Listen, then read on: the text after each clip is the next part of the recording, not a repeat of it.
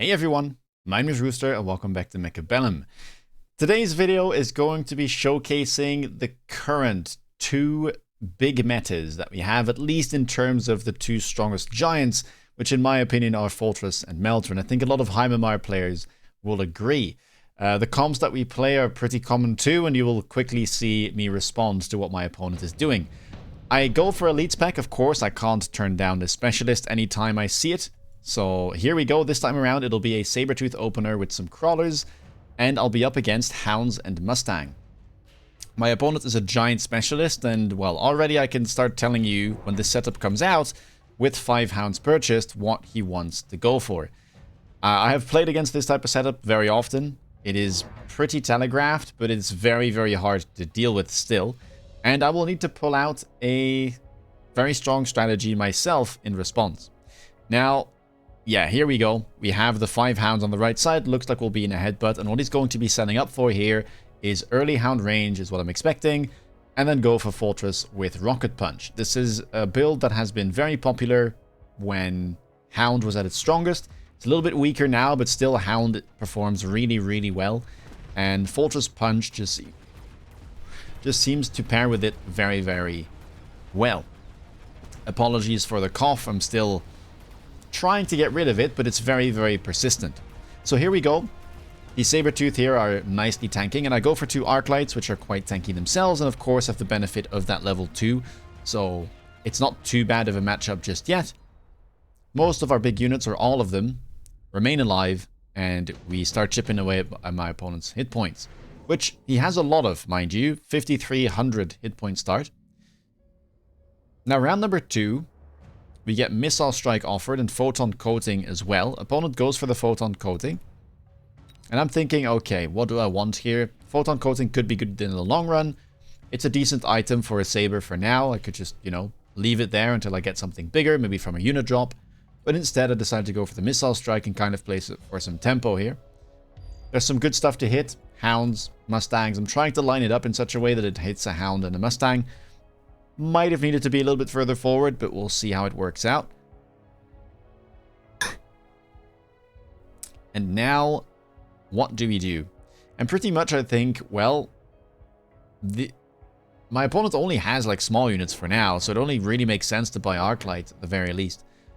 And that's what I do. I buy 1 more Arclight here on the right side since I didn't have anything there, and then I go for a Fang as well in the back because I'm a little bit afraid of anti-air, and having this late Fang covers the flank nicely, especially at the level 2. It'll be able to deal with crawlers as well. Or a Hound in this case. And then 2, it's some late anti-air, right? In case my opponent goes for a Phoenix and I do win the ground, I've got this guy coming in late to finish the job if needed. More crawlers picked up, more Hounds as well, and a crawler for my opponent. Holds on to the Photon Coating for now, but I think we all know where that is going to go eventually. And I do level the left tower as well, because it's pretty common for Hound players that go for this to go very wide early, and I didn't want to lose my tower. Hounds do spawn in pretty fast, but lucky for us, the Fangs managed to deal with it, and there's no air units, so we should be completely fine. Sabers are going to tank well. Arclights for now doing their thing, and that should be another good round. Chipping away at the hit points yet again. Alright, round number 3. Will we get free unit drops? We will. And there are Wasps, Rhinos, Fire Badgers, and Typhoons. And here, I mean, there are multiple options, right? My opponent does have Mustang, but the Wasp is pretty strong and hard to deal with for level 1 Mustangs. So I was considering either that or what I go for, which is the Rhino. Didn't feel like the Fire Badger was really going to do all that much, especially knowing that the Fortress would come out, which already comes out now. I mean, there you go, Giant Spec. And I decided to pick up a Mustang instead, which will help me chaff clear a bit, and it should help me deal with the Wasp. Sadly, though, the Wasp gets moved onto my left tower on the line, and I put a Rhino there to try and pressure his tower, but that's not really going to work when there's a level 3 Wasp staring at it. The other Rhino goes on the flank. I didn't need something there, so honestly, it didn't seem like that bad of an option. And I go for a Crawler here in front of the Arclights as well, because I didn't want them to get insta-locked or get missiled. And it also funnels this crawler forward instead of funneling it to the 3 units, which makes it easier to chaff clear.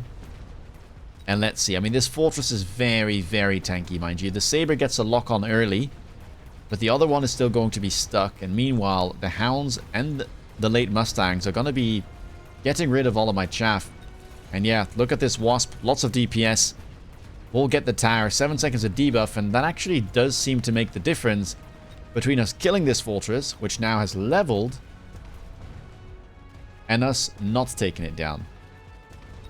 And so not a great round here. I mean, we did a lot of damage in round 1 and 2, but suddenly things are looking very scary as we're facing a level 2 fortress potentially next turn with that photon on it already. And now round number 4, we get a nano repair kit, which I decide to pick up, and I think to myself, okay, like what are my options against a level 2 fortress? Really, it's only going to be Melter. Maybe Overlord, but Overlord is very expensive as a 750 cost for Elite, plus the unlock. So a Melter is a little bit more accessible, and Melter has the diffraction tech, also known as the multi-melter, which is exceptionally powerful. Both of the techs are very cheap. I mean, range is just normal, but diffraction only costs 150. And so it's a pretty easy setup to get into, and you don't really give up that much. Melters will still be able to deal with big units, especially if they have some levels, and they can get incredibly tanky themselves. And that's why I pick up this nano repair kit, to try and contest that enemy fortress. Opponent, of course, also goes for the nano. We'll be holding on to that for a fortress. Does take the level Mech Rage on the Hounds first, to chaff clear a bit more. And for now, we'll just be content with the 1 fortress. And yeah, here I'm thinking, okay, I bought the Melter. I still have a deployment left, but only 150 to spend. And I saw that my opponent had left 2 squares in front of the Wasp. And so I thought, well, he's likely going to be putting the Crawler in front and leave that Wasp there for another turn. And I just can't afford to lose the tower. So let's forego the deployment, be happy with our Melter, and go for 2 missiles. And it seems I was correct, very happy with that. Good prediction, and that'll save us a debuff, which will probably make a massive difference in this round. Now, the Melter, sadly, doesn't have range yet. And as the Hounds are walking through, every single unit right now is blocking this Melter from locking onto the fortress. And it looks like it's going to be the last thing left alive. Yeah, there we go. Literally the last unit left. But luckily, my Melter does find the mark. And we'll be taking down that fortress swiftly. So, we strike back on round 4. And now we enter the mid-game as round 5 is around the corner. Photon Coating shows up. Portable Shield. I mean, again, fantastic items here for the Giants. And my opponent decides to go for the Photon Coating. I decide to go for Port Shield because, well, I'm going to buy more Melters. And you literally get double the amount of hit points from this, which is insane, right? I will buy a level 2 Melter, give it this. It's essentially a level 4 Melter in terms of hit points. So very hard to kill, even if the fortresses lock on. And we're going to need some hit points because I know that the Rocket Punch is going to come out. In fact, it comes out this turn. And so tankiness is going to be advised. I'm selling out of the Sabers because, well, they're kind of useless now. They can't compete anymore. And they're going to get replaced with melting points either way. My Missile Strike is back off cooldown. I'm just using that on the left. I knew that my opponent didn't have Jump Drive Wasp, so I wasn't too scared. I thought he would sell it. And at least we'll get rid of the Crawler in this instance. Could have gone for the Mustangs as well, I guess, and used a missile. Instead I go for some missiles here on the right side to try and get rid of these Crawlers, hopefully get an insta-lock. But as I buy a second Melter, it's still early, and with how expensive my units are, I don't have the money to buy range. Which would have made a big difference here. We're also setting up a bunch of chaff. I put a Fang on the left here. More Crawlers. I am thinking about maybe a loose formation down the line, because that is quite useful against Fortress. And honestly, even though he has Mustang, loose formation tends not to work, or Mustangs still tend to struggle quite a bit if your Crawlers are level 2, even with that loose formation debuff. And yeah, I mean, we're trying our hardest here, and the Melter will eventually lock onto the Fortress and take it down.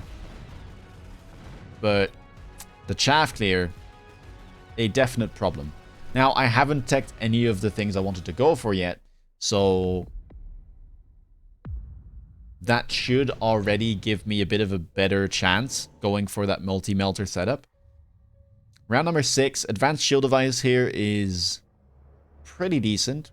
Could also go for the acid blast, but the electromagnetic impact is so cheap with a very short cooldown, 2 rounds. And even if my opponent has those photons, it'll be useful down the line when he starts to get barrier, because that's what he's playing for eventually, right? Even goes for just a shield now. Oh, he takes the advanced shield device, doesn't pick up the EMP. But we'll deal 35,000 damage to that. So it should be a bit easier to take down, and yeah, here we go. So, selling out of the Saber, going for the double text now, range plus energy diffract. It's gonna cost us 650, which is honestly not that much at all. And the Fortress shows up on the flank. Opponent now getting quite spicy with it. Feeling himself, I think. And yeah, we'll go for a very heavy investment on the flank. I'll just be able to put a Melter there, but wasn't expecting it this turn, that's for sure. Also added more Mustangs because I felt like those could be useful down the line in terms of helping out with the chaff clear. And I'm trying to position them in such a way that they don't like sit right in front of crawlers, because otherwise they will be crowd surfing and getting pushed forward against their will. But yeah, this Rhino is not about to have a good time. Range on the Mustangs now for my opponent. Left side is still completely fine. I've got the Fangs here. They're level 2, which means they should be able to get rid of that level 1 Crawler just fine. Don't need to missile it. And let's have a look at how this goes. Melting Point, by the way, already level 3, I believe. Yep, it is. And this is an important thing to do if you're going multi-melter. Try to level them. Of course, don't level them and then don't deploy anything. But try and make sure that especially your itemized melters are at least level 2. And if they have an item like Port Shield or Nano, don't be afraid to level them more. Because this thing just scales so much off of levels, it's insane. And the Melter here does alright. I mean, it got rid of the fortresses at least, but yeah, the flank got in, we got debuffed. And that will be all she wrote. A couple of Stangs will be catching my Fangs as they walk over. And so round 6 will be going over to my opponent, but we don't take too much damage, just one giant and a couple of small units. And so we're now in round 7. The second unit rotation shows up. And I decide to immediately pick the Farseer because I know the one weakness of multi-melter is getting EMP'd. Other than that, honestly, it does well into pretty much everything. Even into normal melters, the matchup is pretty even because of something like EMP existing. And then on top of that, the levels are often in favor of the multi-melter player if they have been playing it for a couple of rounds. But yeah, I go for the Farseers. 2 here next to it because it has that photon emission available, which will block any EMP attempts. Opponent goes for the Farseer as well. Could go for photon coating, although he already has it on these fortresses, or could go for the EMP, but of course that gets countered by our own Farseers. And have a look at this. I was not expecting this big of an investment on the left side, with now triple fortress, with 2 Farseers behind, pushing into my left tower. Yeah, well, this Farseer is gonna have a bad time, but you know, we wish him the best of luck. And, well, the tower is leveled once, so 7 seconds of debuff instead of 9. It is something. On the right side, the fortress now gets sold, so it was a bit of a bamboozle, but this melting point is still decently positioned to deal with the rest of the board. It's not really too far on the flank. And we also level our melters where we can. Taking the temp range here. Opponent is already loaning, I'm not. Temp range is very important because obviously your multi-melters have less range after clicking the tech. And yeah, well, we get debuffed, but you can see we have some really, really good locks. And even though we're getting rocket punched here, this smelter is just holding on. Like, it cares, but not that much. And yeah, still 1 fortress left alive here. My right tower is not leveled, so that will fall.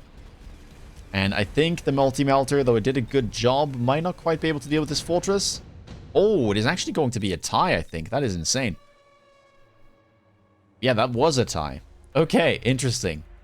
Very close fight so far. Efficient giant manufacturing shows up, but it's not really that good at this point. And on an elite, it's hard to make use of it. Opponent doesn't go for it either. Instead, we both go for the second electromagnetic impact. My opponent only has the one, but I have a second one that's coming back next turn. Gotta be using that on the left. And so now I think to myself, okay, I was setting up for that photon play. Probably need to do that on this turn, since I know that there is a chance of EMP. And because I saw that the opponent had Farseer, so I was kind of expecting him to click EMP on the Farseer as well. And now let's look at how this goes. I think a couple more crawlers are being picked up. We put a melter on the left side. It should have likely been on the outside, but my Farseer was just a bit awkwardly positioned. Like, I wanted to make use of the photon. Ideally, this would be sitting in front of the tower because we go for a third tech, which is energy absorption. Also a very, very cheap tech. Heals you for about 60% of the converted damage, even though it doesn't say. It also gives you 60% bonus HP. But yeah, it heals you for about 60%. It's a little worse than the absorption module. And the nice thing about going Photon this turn is that I don't really need to worry about this EMP. And opponent did go for the second tech barrier. We were expecting it, but here it is. That'll protect his units very nicely from potential missiles, and that immediately also makes the front crawlers very, very good. The one issue is I didn't level my tower, and yeah, you can see here the melter's just on the wrong side. Ideally, it'd be in front of the tower. Because with absorption and photon, there's no real way for these fortresses to kill it. And yeah, we are getting EMP'd. Opponent did go for that Farseer, but the debuff sadly made things quite difficult. And as we lose our other tower... Oh, we actually managed to kind of clean up nicely still. And the left melter is still full health. And yeah, without EMP left alive, this is simply not going to die. So somehow we managed to just win the round. If only by one melter. But things are looking quite good. Now, what I'm identifying as a problem still is my shaft gear. Like, it's not very good. I mostly just have some arclights in front that die pretty fast, and I've got untech'd Mustang that inherently aren't the best against Crawler. Opponent here, by the way, makes a bit of a mistake, I think, by going for Abyss and then selling, which is worth less than the Farseer that was available. Not the Farseer, the Raiden, sorry. I decided to go for the Wraith. Because double Wraith is offered, and Wraith is probably the best shaft gear unit in the game. If you just look at the fact that it can't get target locked, its guns will always be searching for unique targets to hit. And though it is sometimes very hard to defend, if it gets to do what it does, it is absolutely fantastic at shaft gearing. We pick up more crawlers, another melter here on the right side as well. Gonna be in front of the tower this time around, but won't be photoned, so that is a bit of a concern. Might need to add another Farseer there. And we split the Wraith evenly, giving them range. Of course, now we are loaning temp range. Has to be clicked every single round, pretty much from like round 7 onwards. We get a flank here with some crawlers. Opponent trying to distract our multi-melters for as long as he can. Because of course the photon will eventually run out. And here, we're gonna see something that I didn't really think about. These missiles, these rocket punches, they do have some splash. And, yeah, they deal enough damage to take out my tower. So again, I get debuffed on the left side, and 7 seconds is still quite a while when having to deal with these fortresses. Oh, we just about managed to take that one down, though. But now, there's one Farseer left, and a couple of Mustangs take my right tower down as well. 9 seconds of debuff, and the fortress finishes the job. Which means we take a little bit more damage entering round 10. And so what I really need to do here is just level my tower a couple of times. Enhancement model shows up for both of us, and I decided to just pick that up, sell this melter on the flank, make some profit, and then transition it to the left, one on the left. I will rebuy that melter, but this way I can just put it a little bit further up because it doesn't need to be dealing with the flank anymore. And enhancement is just a nice item too. Gives 20% attack and 20% HP. And there's a good chance that these melters keep leveling, which will give me a lot of value. Another Farseer gets added. And yeah, we buy back the melter on the right side. We now have 3 in front of the right tower, 2 in front of the left. I still have a ton of cash left. And so we just go for full tech here. as you pick up electromagnetic barrage. Again, lone temp range and then some missiles to deal with the crawlers on the flank. I'm putting some like preemptive missiles here, because at this stage the 50s honestly are worth it, even if they go into the shield, just to prevent a crawler here from delaying me for a couple seconds.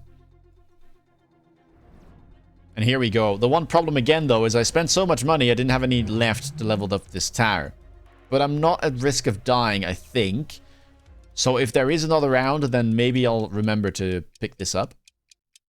Also, shaft clear is still like not ideal. You will see that I'm selling out of the Mustangs because I don't no longer need them.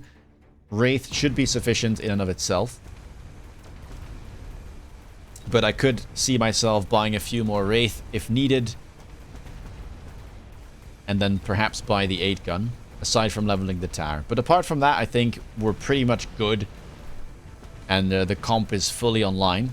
Opponent just adding more Mustangs with range. Adding more fortresses, taking the levels, which are getting quite scary, I will say. We did get debuffed, sadly, but it looks like we got rid of all the enemy Farseers. And with that, there is no more EMP available, and this level 4 Melter with the portable shield, it doesn't care. It is not going to die. It will simply heal up any damage it takes. And, well, that said, they didn't even get through the port shield, so it didn't even need to heal. Round number 11, we get Amplify Core, great items for Giants, so both of us pick it up. EMP is back off cooldown for both of us. I get a level on this melting point, so now it's level 4. Should pick up the level on this melter at the very least, because again of that portable shield. And you will see, this time around, I do remember to level the tower, so now it's level 4. Has a bunch more hit points, 131,000. And will only give 3 seconds of debuff if it does go down. Massive difference. And yeah, we're taking some levels here on the melters. Giving that amplified core to a level 3 melting point. And I still have quite a bit of money left, so we might be able to go for like some type of Wraith play here if we want to. Missiles are being put down again. Need to get rid of those crawlers on the flank. And we're gonna go for a missile on these Mustangs. I expected my opponent would shield on the right side because I did this pull before to try and kill the missile, or kill the Mustangs with a missile, which worked. But it seems like he just doesn't care too much. Either way, this will also hit. I think the Mustangs are too far behind the shield to get inside of it. And you will see that we go for 2 more Wraith with the 8-gun, realizing that we need more chaff clear. That should help our cause and get some earlier locks onto these fortresses. But yeah, this is quite the board. Melter Crawler Wraith with some Farseer Photon against Mustang Fortress Hound with some Farseers with EMP. This is about as meta, I think, as it will get right now. And, well, the Melters are doing a really good job of stopping things. There is still a Farseer left, though, but yeah, have a look at this left tower. Tanking very nicely. Only 3 seconds to debuff, so the Melter here is already recovered.